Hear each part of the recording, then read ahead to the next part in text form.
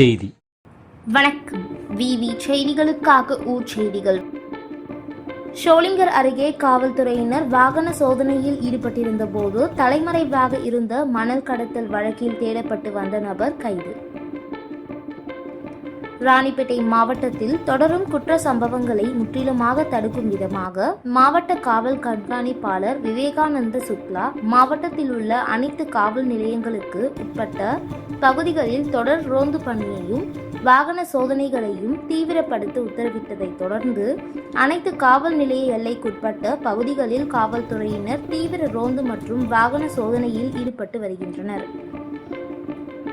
இந்நிலையில் ஷோலிங்கர் அடுத்த ரெண்டாடி பகுதியில் ஷோலிங்கர் காவல் உதவி ஆய்வாளர் மோகன்ராஜ் மற்றும் காவலர்கள் வாகன சோதனையில் ஈடுபட்டிருந்தனர்.